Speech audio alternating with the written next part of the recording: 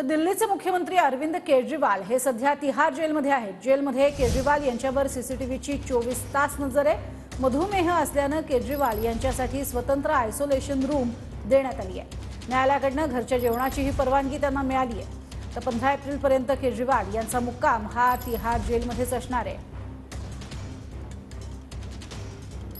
दिल्लीतल्या मद्य धोरण घोटाळ्या प्रकरणी मुख्यमंत्री अरविंद केजरीवाल यांना ईडीनं अटक केल्यानंतर ज्यावेळेला त्यांना न्यायालयीन कोठडी देण्यात आली त्यानंतर त्यांची रवानगी दिल्लीमधल्या तिहार जेलमध्ये करण्यात आलेली आहे। आणि आपण पाहतोय याच जेलमध्ये सध्या अरविंद केजरीवाल हे आहेत। काल त्यांची रवानगी या जेलमध्ये करण्यात आलेली आहे आणि त्यांनी ज्यावेळेला जेलमध्ये रवानगी केली जाणार होती त्यावेळेला त्यांनी काही मागण्या केल्या होत्या। त्यानुसार त्यांना 3 पुस्तकं वाचण्याची परवानगी जी आहे ती न्यायालयानं दिली आहे। टेबल खुर्ची पेन कागद देखील देण्याची परवानगी दिली आहे। त्याचबरोबर घरचं जेवण त्यांना असणार आहे। डायबिटीज असल्यामुळे अरविंद केजरीवाल यांना एक आयसोलेशन रूम देखील त्यांच्यासाठी तयार करण्यात आलेली आहे आणि त्यांच्यावर सीसीटीव्ही मार्फत नजर देखील ठेवली जाणार आहे। कारण त्यांची जी म्हणजे शरीरातली साखरेची जी पातळी आहे ती कमी होऊ नये यासाठी खरं तर मेडिकलची एक टीम जी आहे ती देखील या ठिकाणी तैनात असणार आहे।